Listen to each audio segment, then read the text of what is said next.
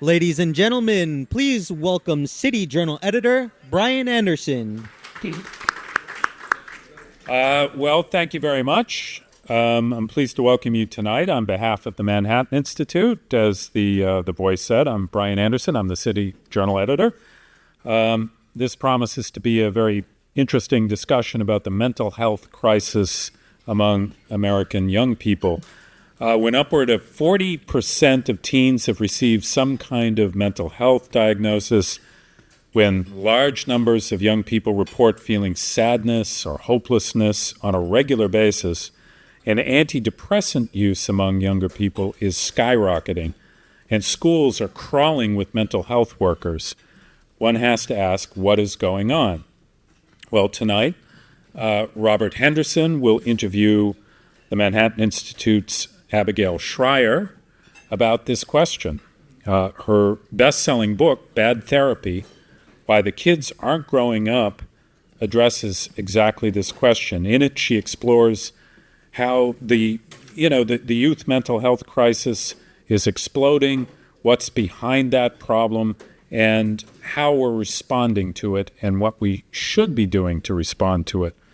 Together, they're going to explore crucial questions about the cultural and psychological forces shaping today's America. Let me just briefly introduce them. If you don't know them, you should. Abigail Shrier is a contributing writer at the Free Press, and I'm happy to say an occasional writer for City Journal as well. She's the author not only of Bad Therapy, which I mentioned, but also Irreversible Damage, the transgender craze seducing our daughters.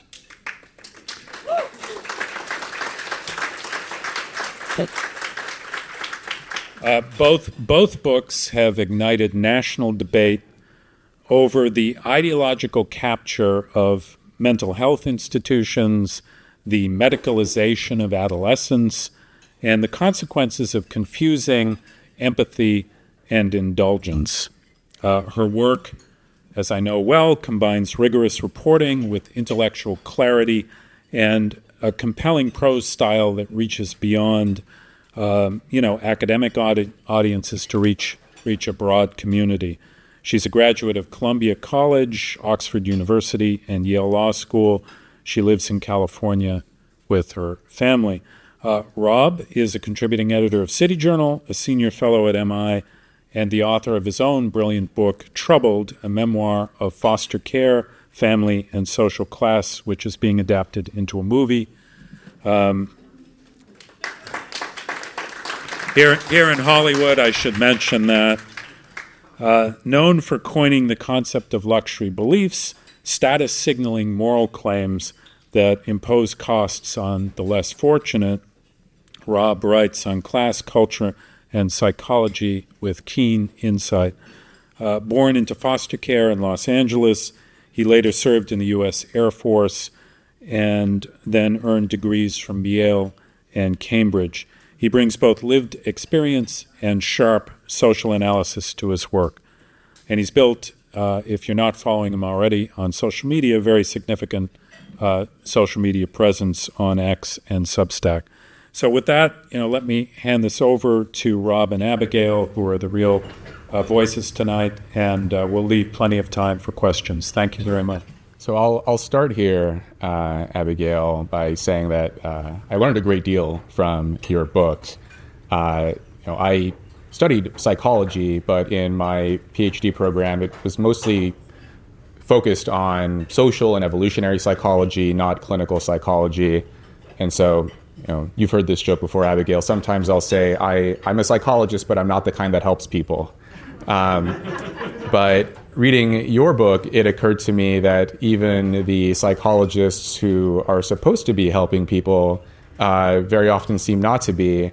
One of the most shocking statistics from your book, you describe how 42% of American kids today have a mental health diagnosis, 40% have received therapy. And then I came across this recent stat from the Skeptic Research Center, which found that 72% of Gen Z women say that mental health challenges are an important part of my identity. And the number is also high for Gen Z men, 67%. So if you take this at face value, this means that around 30% of kids who haven't been to therapy say that mental health challenges are an important part of their identity.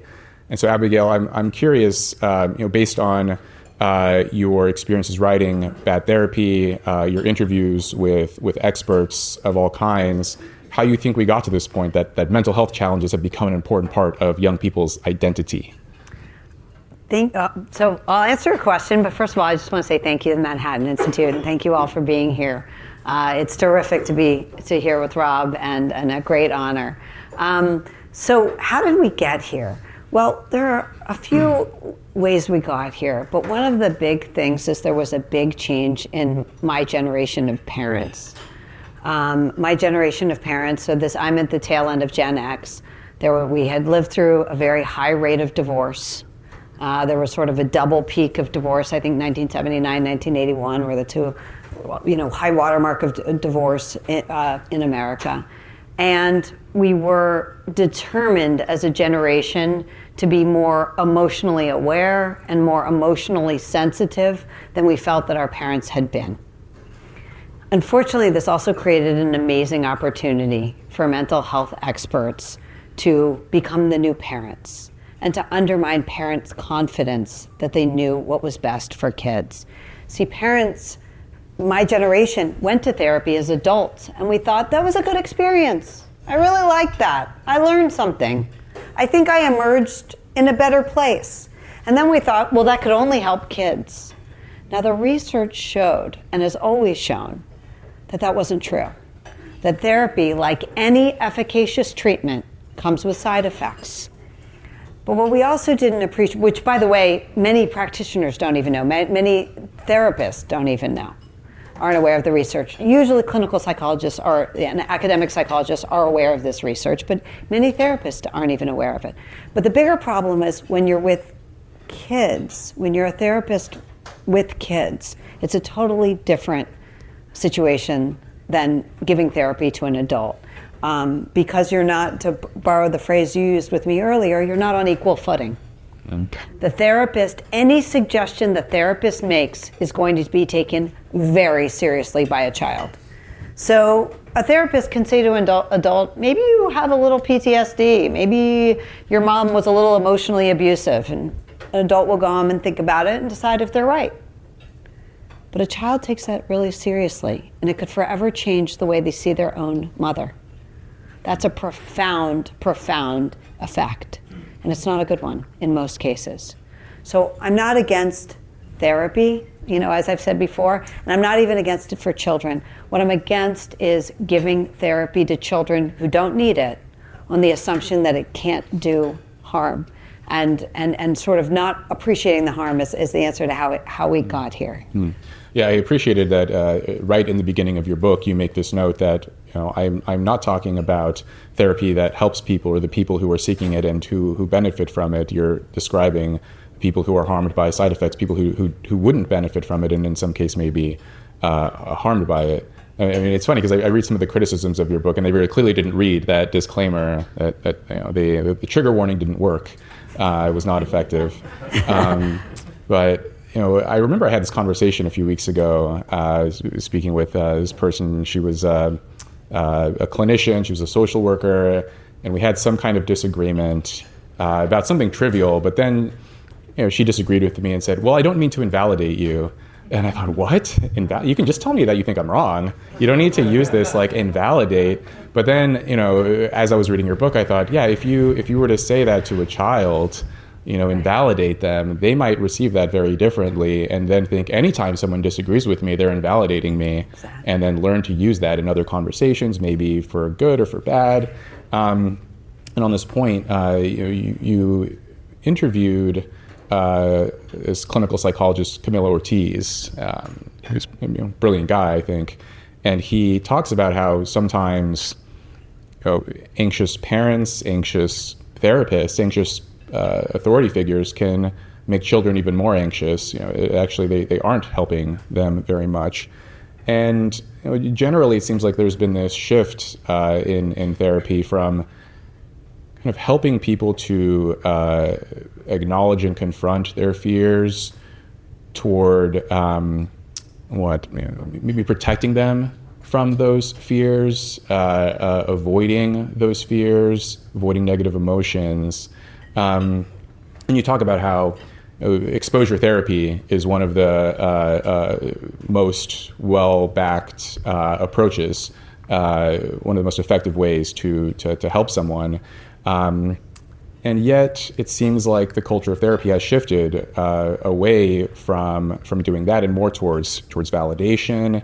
I'm curious what you think happened there. How did we shift from this era, I think, of maybe sort of helping people to confront their fears to this more protective stance? I think it was very lucrative, but also rewarding to agree with the client, to tell the client they were right about everything, that they were always in the right, that it was their mom's fault, the ex-husband's fault, everybody's fault but yours. And the patient keeps coming back. The more you say that, the more the patient comes back.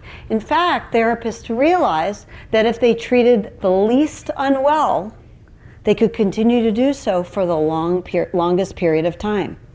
As a profession, they began to avoid treating the unwell because it was hard. And I've talked to trauma therapists. It is really hard work. It's also very rewarding, but it's really hard work. How many therapists do any of you know who will treat, by the way, bipolar patients? Very few. It's very few who are willing to do it. It's hard.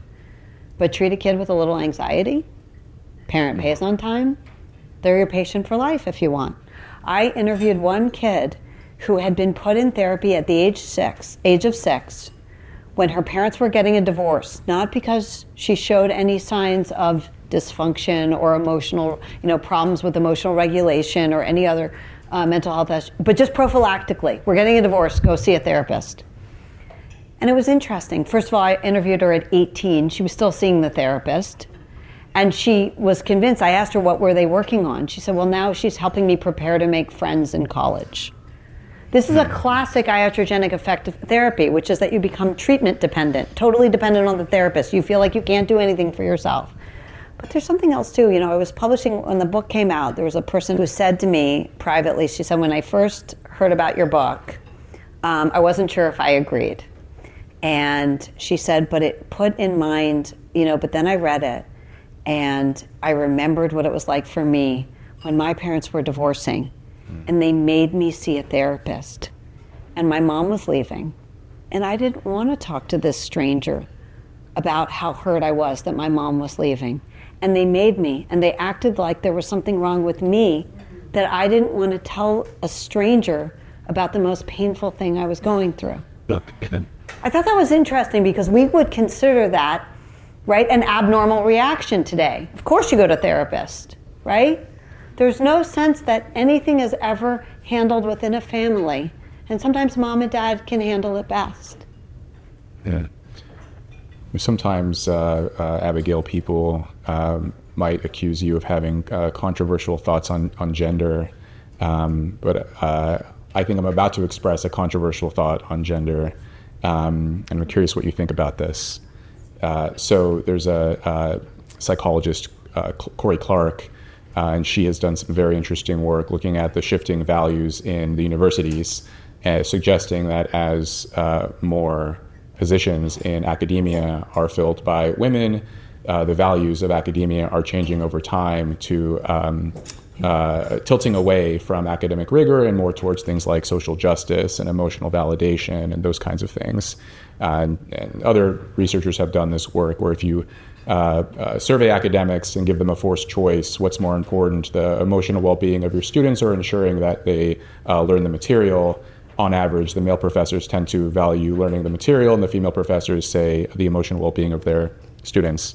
And I'm wondering if there's a possibility that as therapy has become more feminine, more women entering this field, if this might also explain some of the patterns that you describe in your book. Absolutely. I'll give you an example. I have 3 kids. I started out with 2 boys and I have a daughter. I'm glad it happened in that order. Because if I had my sons last, I would have thought there was something wrong with them. My daughter came out and I'm like, she's a miracle. I just put her in a room with crayons and she sits and colors. It's unbelievable. I'd never seen this before. My kids were sticking things in the air vents, trying to break my boys, but she would sit and color. And that's sort of what happened in the classroom too. More and more women saw boys and they thought there's something wrong with him. He won't sit and listen. There are 2 sounds to the letter E. Why is he not listening? She takes the most boring subject, presents it in the most boring way, and then she wants the kid on medication.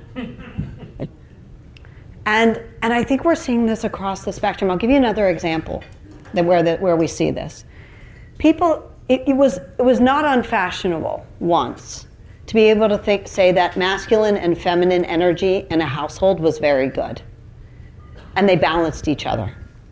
And the reason they balanced each other is they had different modes of operating. And the balance was good. It wasn't one unitary method, it was balance. For various reasons, we didn't want to say that anymore. We didn't want to hurt the feelings of single mothers, we didn't want to hurt same-sex couples, and we threw that out. But here's the problem. We adopted entirely the female method. In fact, we chided fathers that they were using the wrong method. They were supposed to talk like moms did, and moms were supposed to talk like therapists. And so all of a sudden you had no one saying, go to your room. No one saying that, I'm sorry, you're punished. Because they were all aping this awkward, forced, therapeutic language, and they were depriving their own kids not only of a warm and natural relationship, but the authority which they needed. And this goes back 60 years, this research. Kids need parental authority. They get tremendous security from the idea that mom knows best or dad knows best, and they're in charge of me. That actually produces the happiest, healthiest, most secure and successful kids. And we got rid of that.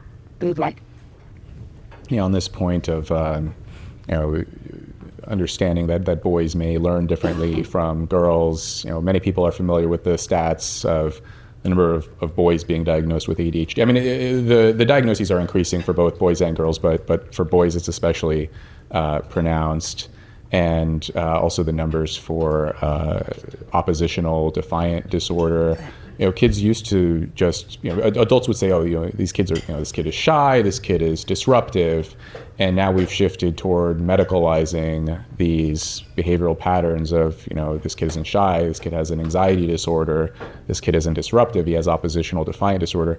Why is it that we have this desire now to instead of, just using these more traditional labels, these attributes, that are, I think it's disempowering, I think, to medicalize it, because it implies that you can't break free of it. Now you have this diagnosis bestowed upon you by a medical authority figure where, if you're shy, you can work on that. But if you have an anxiety disorder, it seems like it's going to be much harder to break free from that. Well, as we've become less religious as a society, we've shifted from the language of virtue and character to diagnosis.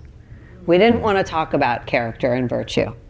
But we also stopped seeing children as gifts, right? As kids who have the natural variety that they were created with. So instead, we looked at that variety and said, that part is bad. We should medicate that. And all of this is probably bad too. We shouldn't accommodate that. But all these kids we're going to accommodate, in whichever way you want to slice that, right? So we started seeing, and it was much easier to medicalize them. So a rambunctious boy, the answer was always to medicalize him. And it was never this idea that if a kid showed particular creativity in one area, you let them run with it. No, you make them do circle time now, no matter how young they are. And that really was the reigning sort of approach to kids. We forgot that kids are really different, and not because they all have disorders. I mean, the very fact that you're talking about half of American children are supposedly mentally abnormal shows you that we have no sense of what's normal, right? There is variety. We used to call these things quirks. People have quirks, they do. And by the way, that's what makes them lovable. But it's not the case that every child needs to approach, show up for math the same way. And if they don't, there's something wrong with them. As I read Bad Therapy, I a couple of times I thought, like, I'm glad I grew up when I did. But then, as you're describing this, I think to myself, when I was in the foster homes in the 90s, I was bouncing around different homes in the San Gabriel Valley here in LA. And in the final foster home, I was changing schools all the time, changing homes all the time. Was doing so badly in school that my foster mother and the teacher thought I might have had a learning disability. And then they brought a psychologist, or a school psychologist, who administered an IQ test. And I scored sort of just above the threshold to escape a diagnosis. But this was, I think, an instance of this, of, here's a kid, you can very clearly see by the circumstances why he would be behaving as he is, or why he's not reaching certain benchmarks. And the response here is, well, it must be a learning disability. It must be, we will be able to medicate him, or something along those lines.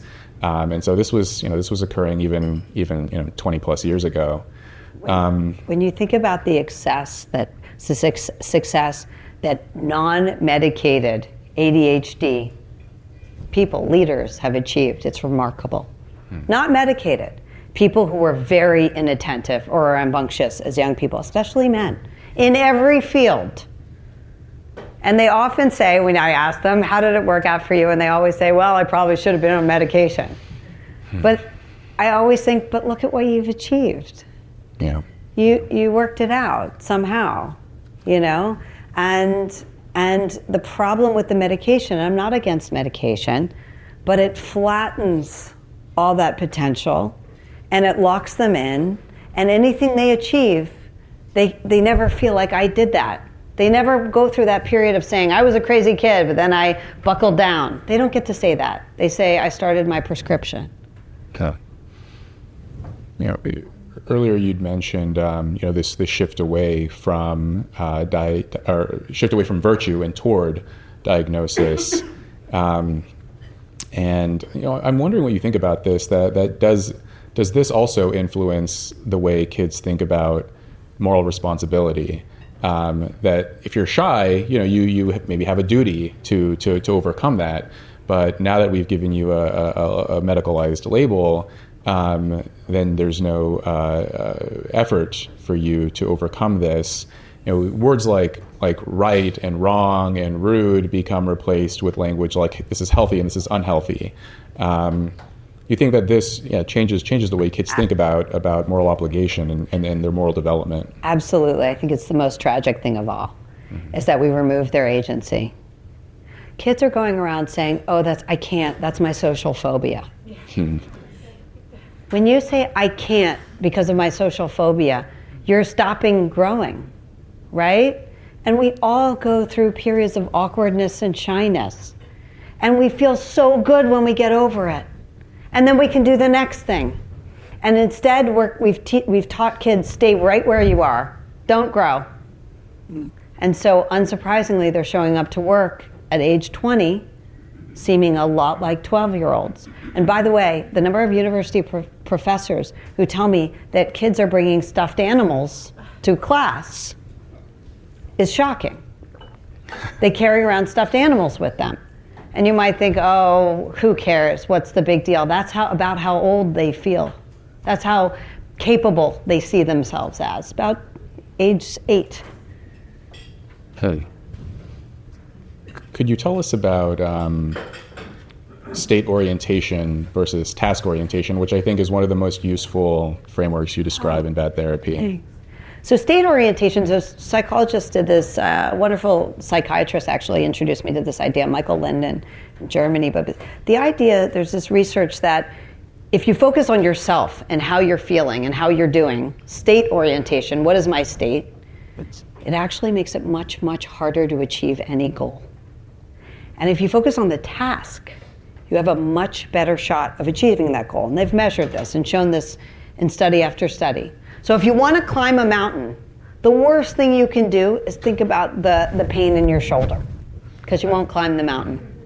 But if you just focus on getting up it, you have a much better shot of doing it. That's why football coaches don't start by saying, okay, team, Johnson, how are you doing with your parents' divorce? Because they'll lose, right? Yeah. And that's what we're doing to children in schools across the country. We're starting class by feelings focused. How are we all feeling? Do we want to talk about something that made us happy? They always start with that. That's the decoy. Now let's talk about something that made us sad. That's what the juicy stuff. See, there's not that much, and the reason this is natural is not because of any sinister conspiracy. There's not that much to talk about when you talk about I'm feeling fine. How are you feeling? Fine, it's over. Now talk about a time when you were embarrassed, hurt, upset, or disappointed. Now everybody's got, right? It's a gripe session. So you're encouraging kids to focus on their emotions, on themselves, on their current state, and especially a sad or negative state. You're making it harder for them to succeed in anything at school. There's another useful distinction that you point out in your book, this difference between adversity versus dysfunction.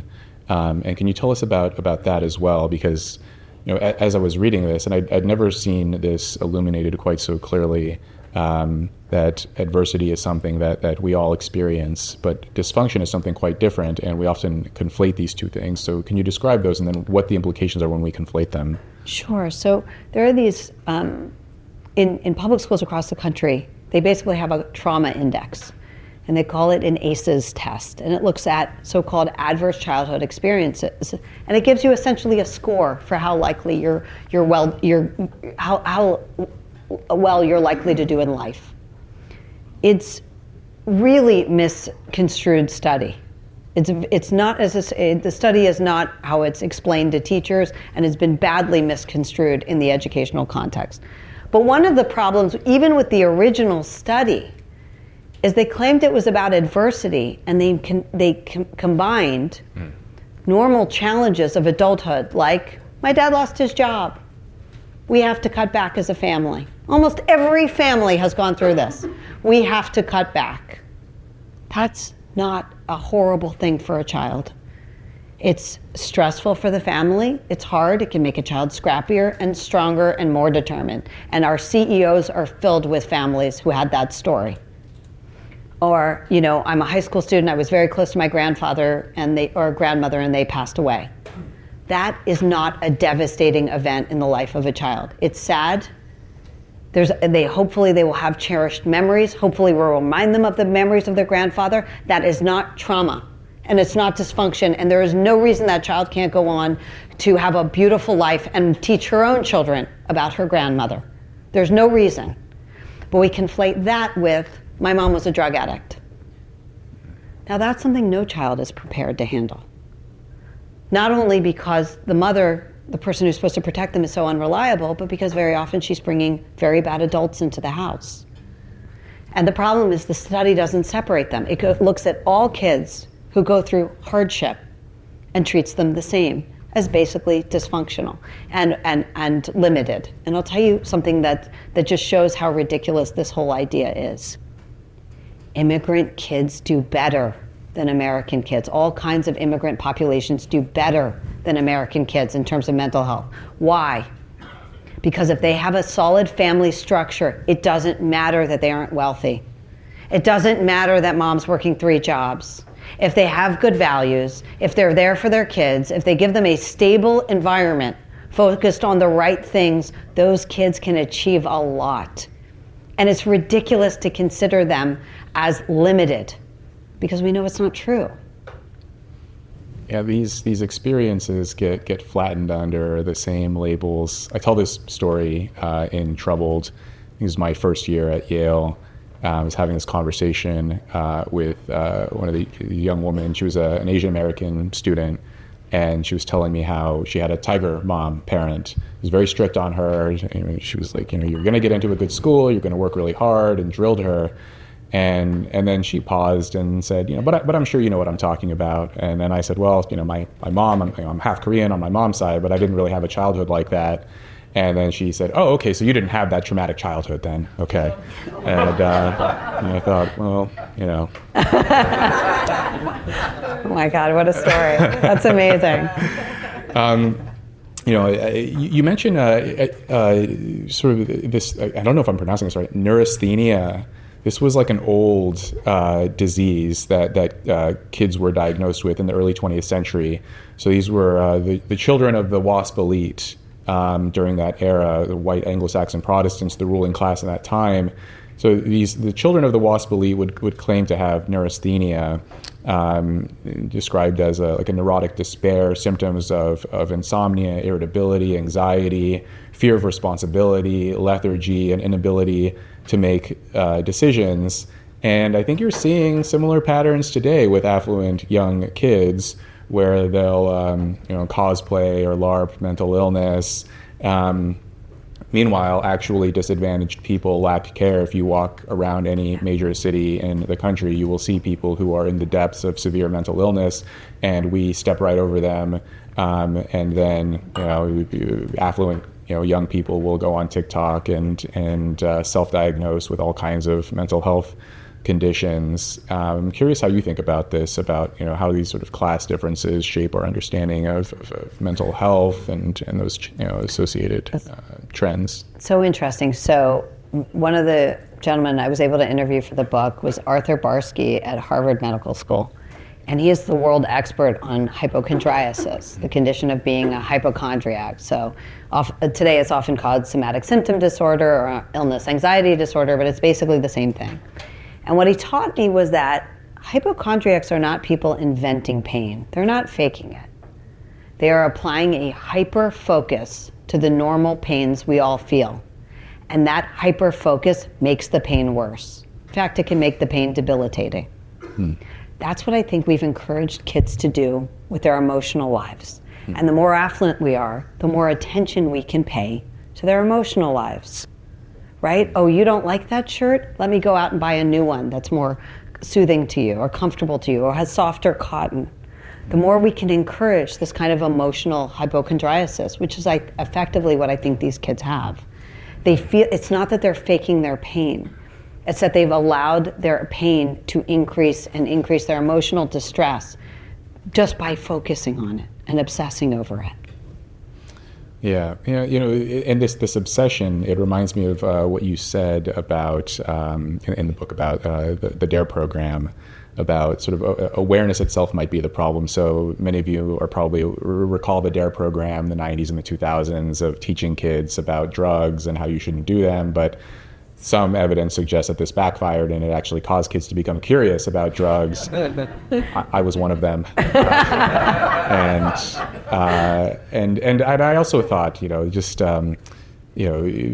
it helped us it introduced you to the idea of drug use, and then it strangely normalized it. Right. And I wonder if you could speak to that, especially as it relates to these bizarre kind of intake questionnaires and surveys that schools are requiring kids to complete now. That's right. We're now giving, so the DARE program was a disaster. We know that. It either did nothing or it increased drug use. We're not sure which of those, but neither of them is particularly impressive. And the surveys we're now giving out, many of them authored by the CDC, are actually horrifying if you read them with an open mind. They will ask children, in some cases little kids as young as 8, a series of questions. Have you ever thought about hurting yourself? How have you hurt yourself? When did you hurt yourself? Have you tried this method, or burning or choking or cutting? And they detail them. Have you tried this drug or this drug or this drug? Has anyone in your household? They don't just pry into the private lives of children's families, which they do, under the idea that it's anonymous. By the way, these should be taken out of every school. But the idea that it's anonymous, in some school districts, by the way, in the country, it's going to be real easy to figure out who the kids are. Because aren't they, right? It depends on the school we're talking about. But teachers can probably figure that stuff out, so it's not really anonymous. But also it implants in the minds, exactly as you said, the idea that the world is a very dark place, that everyone around them is doing these horrible things in response to stress, that they're hurting themselves. And by the way, here's some methods you might want to try. No responsible person would put this in front of kids, but they are used to justify more mental health resources going to the schools. And that's how they're used. Yep. In my PhD program, I published a series of studies where I found this strong and consistent association between social anxiety and moral outrage. And I was doing these studies during like the peak of the lockdowns and COVID. So these were online studies where I would administer social anxiety questionnaires and present people with scenarios of various people committing various moral infractions, and found that the higher people reported their social anxiety being, the more outrage they experience in response to these moral infractions. And I wonder if you think there might be some kind of connection here between our increasing psychological sensitivity, increase in diagnoses, self-diagnoses, and actual official diagnoses, and our political polarization and the outrage that we see. I love that. That's fascinating and brilliant. You do the most interesting work. You really do. Rob always does. I love that. It's so funny. So a couple years ago, I was interviewing a well-known academic psychologist, and this was the height of the woke period.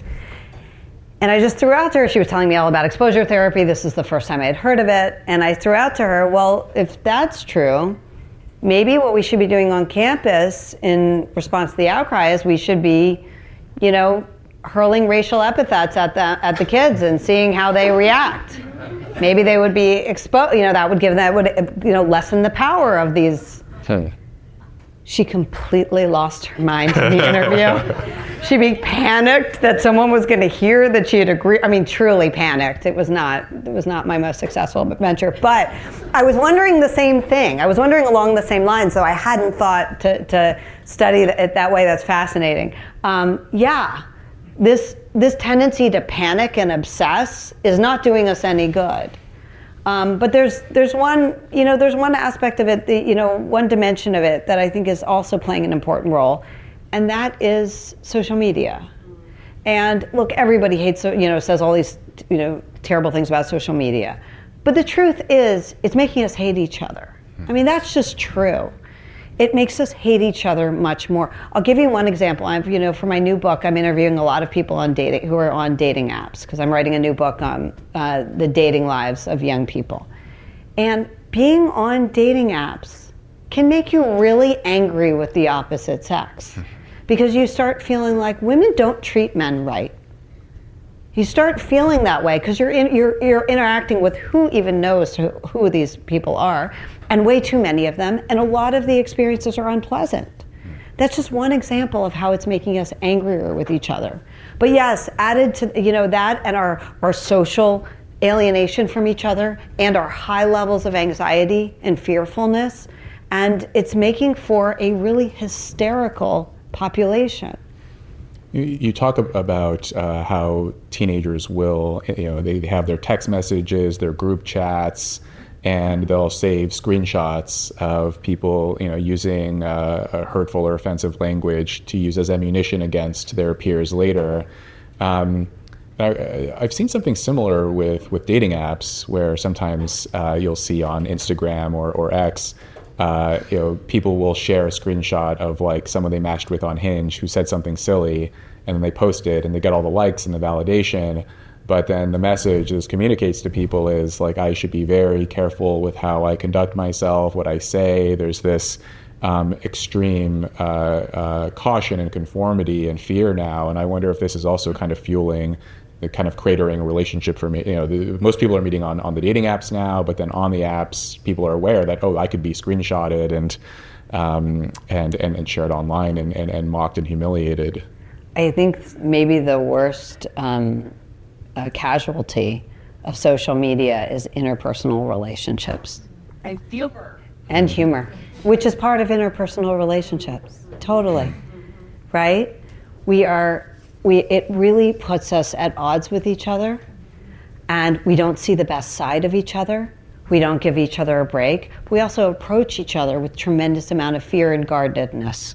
And that's how young people are approaching each other today. More like adversaries than people eager to meet each other. And if so, this is just a final point, and then we'll go to questions. But in addition to these cultural trends, you note how there are rising numbers of young people taking medication, and the medication itself can also affect feelings of attraction and arousal and attachment and those kinds of things. And I wonder if you think that's also maybe responsible for the decline in dating and what some people call the sex recession. Yeah, is it responsible for the sex recession? So there are a lot of things going into the sex recession, but let me just say that the large number of people on antidepressants does not help. Okay. Also, the abstinence from drinking is not helping, and young people don't drink. But it really doesn't, because one of the things about antidepressants, and I'm not against them, and there are people who need them, but one of the problems with antidepressants is it really does flatten you. And people who've been on them for long periods of time will tell you that it's not just the lows it protects you from, it's the highs. But the highs are how we get together. And so I think we are doing some serious engineering of young people, not for the better. The good news is all we have to do is stop doing these things. Stop messing with the kids. Stop handing little kids iPads. Stop feeding them things that are not good for them, and go back to giving them things that are good for them. And we all have those things available, like creating community for kids, like giving them parental authority, right? Giving them independence, which you can do when you've exercised parental authority and you lay down the law with the kids. Now you can trust them to go to the store by themselves. It's funny, one of my kids' doctors read my book, and she said she was so nervous, but after reading my book, she's like, I decided I have to let my kids go to the store. And she did. She let her sons go to the store by themselves. And she said she could not believe how happy they were and proud when they came outside with the things they had purchased.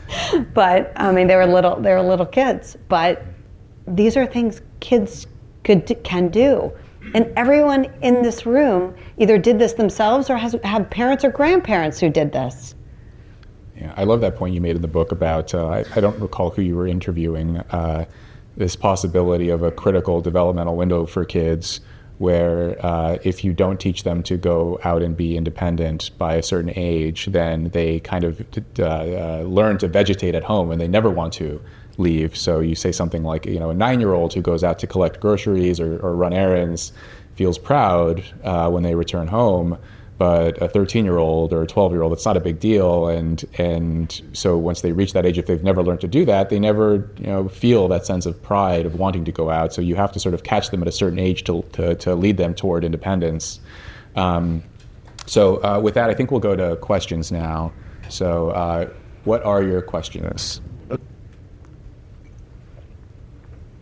I thank you. A quick question. You mentioned how people are so dependent on their therapist now they can't even choose what cereal to eat in the morning.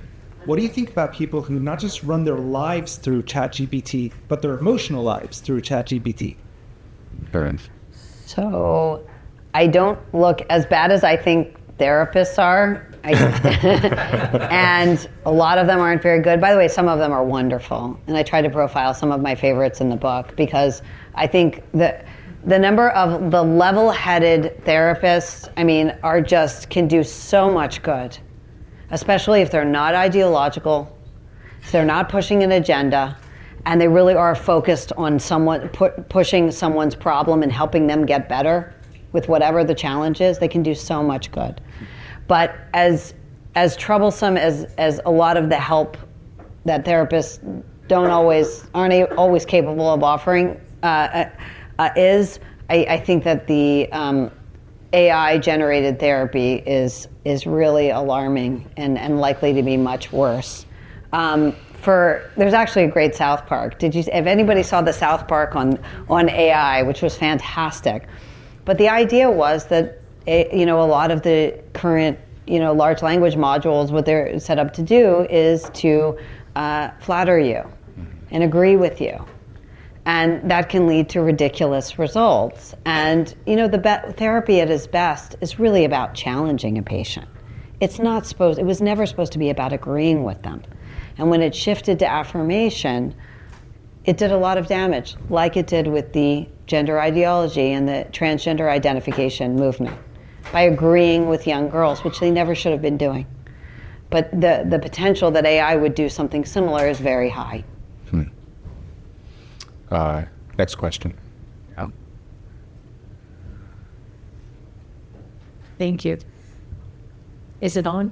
Okay, thank you. It's really nice to meet you. I used to see you on Fox here and there, and I just ordered your book. I was on the school board for 9 years in Beverly Hills, and thankfully I've been off 6. So boards don't know this. School boards do not know this. Superintendents, if they know it, they don't talk about it. I had size, or 4 in 9 years. There's really a lack of awareness and education, and what drove me crazy was they taught no resilience to children. There was no resilience. It was all either overreacting to them, coddling them, or throwing the book at them for weird, like silly things like you mentioned. Boring kids to death, and then boys do silly things like shut down our entire internet 32 times from his phone. And he shut down the city of Beverly Hills. He was bored. And they called the DA on him. I and a few others had to fight the city and others not to throw him away. Right, that's a perfect example. By the way, I'll tell you a story. That's a great story. What I mean when I started out by saying we no longer recognize and appreciate the variety of humanity. So I had a cousin who was very much like that as a boy. He was very rambunctious. He was always hacking into things. He was sort of new with computers and whatnot, and they reacted very differently. He was getting himself into trouble, applying for credit cards, doing all kinds, terrible as a boy. And they did something different with him, his middle school. They brought him in. They had a new grading software that they were supposed to protect their grading system. And they brought in my cousin and they said, please see if you can crack it. And he did. And that really set him on a path to the career he's now on. Because nobody, instead of punishing him or putting him on medication or thinking there must be something wrong with him, they thought, what can we do with this? Well, how can we encourage him? What could he, bring to the school? And we lost that somewhere along the way. And we really do need to get it back because, look, you're seeing a lot of acting out from kids because there is no real good parenting. I mean, we don't have enough of it. But you're also seeing a tremendous variety and ability and interest, and way too often it's punished rather than encouraged. Sure. Next question.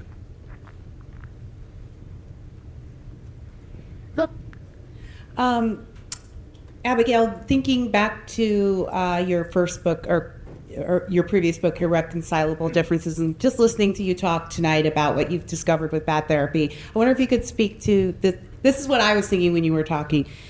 This feels in part also like an accountability issue as well. You kind of just mentioned it there, so we need better parenting. But I think sometimes what I have seen, even with the transgender, especially among teen girls thing, and among mental health issues with kids, we have validated all of these disorders or issues because I think there, especially for us Gen X, there is a reticence to admit that you perhaps don't have it together, or that you have chosen a path for your life that wasn't good for your kids, and the consequences of that are too much to bear for a lot of parents, in my opinion. And so I think there are a lot of parents who, just the way there are a lot of moms who have said, I don't want to admit my son is gay, so he's trans instead, because it's easier for mom in some ways. That's not everybody, but this is just an example. I wonder if you would speak to the idea that maybe there are parents, and I think there are out there, who also just don't want to speak to the conditions of their own home, and so it's easier just to diagnose their child. So that's definitely true. And let me just say, I don't blame parents. It's a really hard time to be raising kids, just in terms of the sea of bad advice we all get, and also the constant undermining of our confidence. Parents really are the lowest group, or have been for too long. I mean, how many emails do you get from your school saying, thank you for being our partner in child rearing? Yeah. It's like, who is my partner? Do you know how much less important you are in the life of the child than the parent? I want to say to the school psychologist every time I get an email like this, thank you for being our partner. It's very demeaning. Or, there's a world event. Here's how you might talk about it with your child. How I might talk? You're going to tell me now the script about how to talk to my own kid? That's going to be according to my values. But that's how much parents have been usurped. But to your question, is it also true that parents don't want to admit that they've been on the wrong path with lots of things? Yeah, it's hard. It's really upsetting. Parents are, I have now seen it over and over, where parents are going out of there begging a child to behave. Begging. And then they eventually end up diagnosing the kid, taking the kid to get diagnosis. And you see it as, just a bystander, and you think, there's nothing wrong with that kid. He just needs to be told no. That's it. But they're, going out of their way. Anything the child wants, anything they start to cry, and the parents bend themselves out of shape. It doesn't help a child become more regulated later. It doesn't help them realize, wait a second, I'm in control of my reaction. I will misplace things, but I can control how I will react. And in fact, my parents are going to tell me, and this is the opposite of contemporary therapy, that is unwarranted. That's too much. This isn't a big deal. Okay, you're only 5, but let me tell you something, this is not a big deal thing. And if you act insane, you're gonna have to go to your room. Parents don't want to tell kids that today, and they need to hear it because they're looking to us to think, is this a 5-alarm fire? Should I get that upset? And the second parents indulge it, they're giving their kids the message, yes, it is the biggest deal in the world. And that's not what we want to teach kids. Next question. How much of these school policies derive from concerns about liability? I mean, for example, when I was a kid, we would have recess and we would play hockey and we would roughhouse and sometimes come to blows. And the teachers were absolutely fine with it because they knew we'd get it out of our system, and when we got back to class, we'd be perfectly behaved. And yet, I suspect today, if teachers saw 2 kids practice throwing punches at each other, there would be a concern that if we don't intervene, the school will be sued. And how much of the fact that schools are just scared about, not running into a big lawsuits? So anytime anything fun vanished from someone's childhood, it was because of lawyers. So let me just start there. That is for sure true. But it's also the case that we way overdid it with running to treat these kids and meddle. My kids have had monitors everywhere they go at school. There's a recess monitor. I never heard of a recess monitor. I was like, what is a recess monitor? And they're there to oversee. In fact, at one point at one of my kids' schools, they were literally getting involved in the ball game they were playing and changing the rules because kids were getting upset when they lost. And the teacher decided we need to change the rules. And she did. They were playing some form of handball or something. And guess what happened? As soon as she changed the rules so that no one won. Oh, yeah. Nobody wanted to play it. Of course. Parents and teachers are way too involved. Right? I write in the book about one of the Japanese preschools and what they do. And it's amazing. They actually create obstacles in the play area, and they also have spaces where you can't see the kids so that they can socialize on their own. Today, basically everyone's friends are chosen by the mom. And the problem is that we develop, as different human beings, really strong attachments to weird friends. Good. We just like them. And there's something so special about having a friend you've known since childhood who you just really love for whatever reason, because you chose them. And having them all pre-selected by mom for whatever, because she's decided this is the best customized friend is not ultimately good for us, because those aren't the people you want next to you at your wedding. All right. Next question over here. Hi, Abigail. Hi. It's Lydia. So to answer the gentleman's question over there, yes, schools have a liability, but I want to talk about, like in my district, there's like 19 therapists, social workers. In the state of California, we have the most anti-parent laws. And when my daughter was socially transitioned in school without me knowing, like when I found out, my first thought, because I'm Gen X, was, like you said, we went to a therapist. As adults, I needed to find a therapist. I looked for a therapist that had like a license from like 1986. But she started doing like kind of implanting stuff that was not happening. And then I saw another therapist, and my daughter didn't want to go to her anymore. So I decided that I needed to be a parent. And just this last year in my school district, they had so many things that they were talking about, the mental health of the children. I was texting the board member, I'm like, is this a mental institution or is this an education system? And just right now, they're coming down with PRISM. I don't know if you are aware of that. No, what's that? The new training of LGBTQI plus for teachers is mandatory. They created a law last year, AB 5 and Ed Code 218. It's a 6-module. They're rolling it out for the next 5 years, and they're saying that it's mandated that teachers have to basically be indoctrinated in putting aside their feelings and doing their duty and telling a kid that their imaginary gender is real. So here's the good news, because that's really heavy and really hard, and it's true. I mean, I know it's true what you're saying, because I've interviewed so many parents who tell me stories like that, and that's very hard. But here's the good news. When your kids are young, they still listen to you. So you can do a lot by saying to your kid, you're going to hear nonsense in school, or anybody who tells you that a boy can be a girl is a fool. Don't listen to them. They don't know anything. And that sounds really harsh, but I can't tell you how much it helps a kid get through, because they're like, I've heard of this, and I know it's wrong because my mom told me it was wrong. And sometimes the nicest parents don't want to do that. The problem is not that we're afraid to insist on this with our kids. The problem is that everyone's too happy to. So if we don't arm the kids with what we believe and what we know to be true and what is true, then they're going to meet so many people out there who can't wait to tell them lies and confuse them. So you can just tell them, in our house, I'm in charge of you.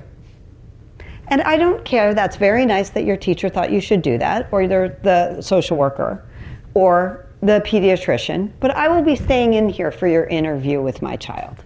I will not be leaving the room, because I'm still her mother. We used to say that, we need to say that again. I will do it all.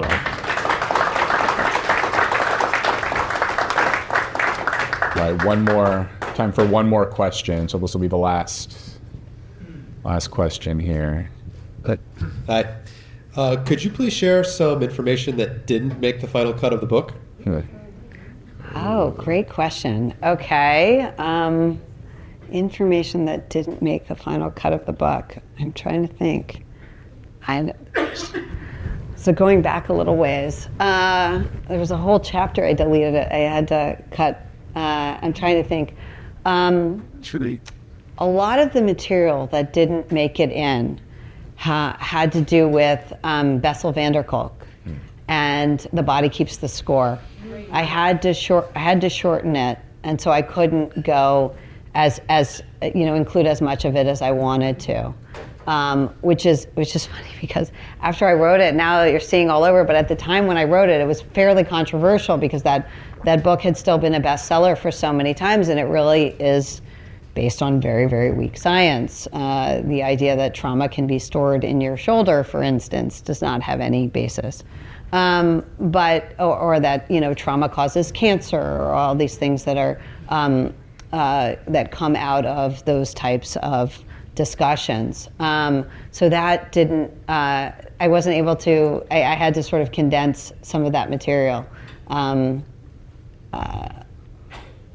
guess that would be the first thing that leaps to mind.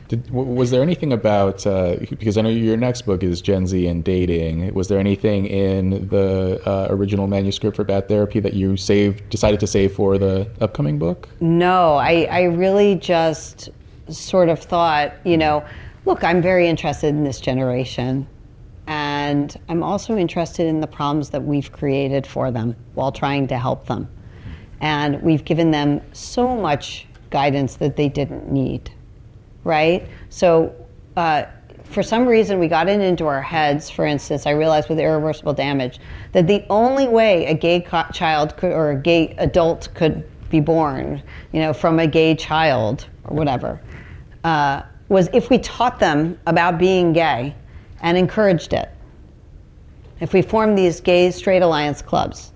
The idea that you needed to celebrate being gay in order to have, no, you just needed to not stop, oppressing gay people. You didn't need to celebrate it in every school. You had to treat kids to treat everyone. You had to teach kids to treat everyone with decency. But you didn't have to teach them about being transgender. You just had to insist on good treatment for everyone.